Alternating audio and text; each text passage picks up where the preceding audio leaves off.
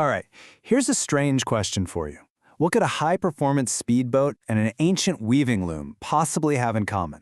I know, it sounds like the beginning of a bad joke, but the answer actually pulls back the curtain on a hidden language that powers pretty much everything in our world. A language of timing, of logic, and of raw power. Today, we're going to learn how to speak it.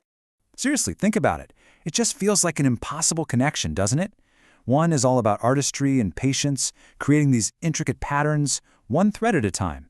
The other is pure brute force, just raw power churning through water. But, believe it or not, the link between them is fundamental to how we design and build almost everything.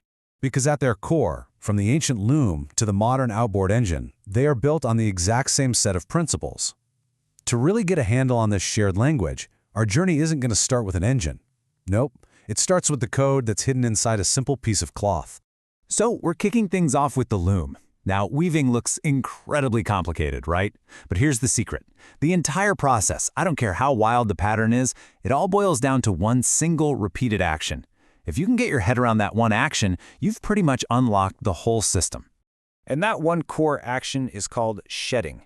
Just picture this. You've got all these vertical threads, those are the warp, held tight. Shedding is just lifting some of them up and pushing others down to create a little triangular gap, or a shed. Then, a horizontal thread, the weft, shoots through that gap. The threads switch places, and you do it all over again. That's it. From the t-shirt you're wearing to a priceless tapestry, that's how it's made. Okay, so if the basic move is always the same, how on earth do you get a plain white t-shirt versus a super complex tapestry? Well, it's all in the programming. The final pattern is nothing more than a set of instructions telling the loom which specific threads to lift and when to lift them. And you know, over time, the technology for this programming got more and more sophisticated. It started out with these really basic tappet systems, then it moved on to more complex Dubie mechanisms, and eventually it led to the revolutionary Jacquard loom, which was, for all intents and purposes, the world's very first programmable machine. So the earliest version of this programming was the tappet system. It's basically just a specially shaped piece of metal, a cam, that spins around. And as it turns, its unique shape forces the threads into a fixed, repeating up and down sequence. It's really clever and simple, but the downside is you're locked into making just one basic pattern. But the real mind-blowing breakthrough came with the Jacquard loom. This thing replaced that fixed metal cam with a chain of punch cards. All of a sudden, the instructions weren't physically built into the machine anymore, they were data that could be fed to the machine. A hole in the card meant lift this thread. No hole meant leave it down. It was literally the world's first binary code, an on-off switch for every single thread. And that unlocked basically infinite complexity. But here's the thing. The logic of which threads to lift is only half the story.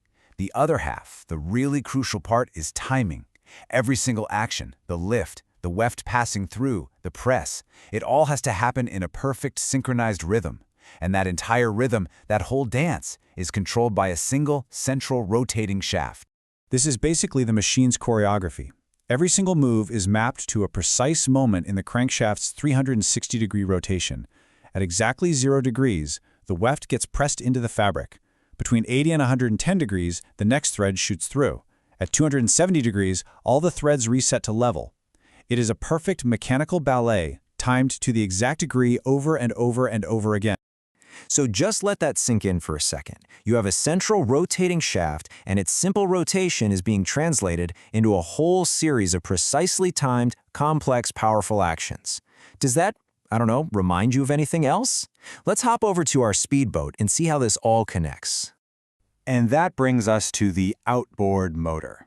I know, it feels like a totally different universe from weaving, but those exact same core principles of logic and timing are right here. They're just being used for a different goal, not to create a beautiful pattern, but to generate raw, usable power. The parallel is actually kind of crazy when you see it laid out like this. Both machines start with a central rotating crankshaft. In the loom, that rotation gets turned into an up and down shedding motion to create a pattern. In the engine, that same rotation is sent through gears to create a totally different output. Propeller thrust. Same input, different job. And this power translation is all about a concept called torque, which is really just a fancy word for twisting force. Think about using a wrench on a stubborn bolt. A longer wrench gives you more leverage, more torque, right? Well, gears do the exact same thing for an engine. They make a trade. They slow down the propeller's speed, its RPM, in exchange for a massive boost in its twisting force, its torque. Now take a look at these two 300 horsepower motors. Motor B has a higher gear ratio. So what happens? Well, its propeller actually spins about 300 RPM slower than Motor A's. But look at the trade-off. It gets over 50 more foot-pounds of raw twisting force. It's a direct swap. You give up some speed, and you get a whole lot more muscle. So why would you want to do that? Why does that matter? Because more torque means the engine has the muscle to turn a bigger, more aggressive propeller. And that generates more thrust, which is absolutely what you need to get a heavy boat up on a plane or to power through rough seas. It's the exact same idea as shifting to a lower gear on your bike to get up a really steep hill. So let's zoom out and tie this all together.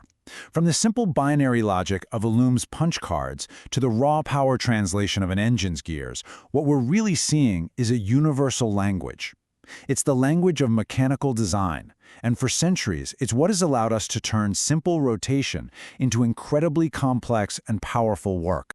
And here are the 4 basic words in that language. First, you start with a rotational input, like a crankshaft. Second, you apply some kind of programmed logic, whether it's a cam, a punch card, or a set of gears, to translate that rotation. Third, you time every single action with absolute precision. And fourth, you use ratios to manage that constant trade-off between speed and power. These 4 principles, they are everywhere. You know, I found this quote from a research paper on weaving that I think just perfectly captures the whole idea. It says, "The movement of threads between the layers allows complex patterns and surface textures to be created. Simple movements, when they're programmed and timed perfectly, they create immense complexity. And it doesn't matter if that complexity is a beautiful pattern in a piece of fabric or the raw power you need to slice through a wave." So the next time you see any machine, a car engine, a clock, a 3D printer, anything, try to look past the surface. Look for the rotation, look for the logic, look for the timing, and look for the trade-offs. This mechanical language has been powering human innovation for centuries, and it's still the foundation for everything we're building in the future. The only real question left is, what new sentences are we going to write with?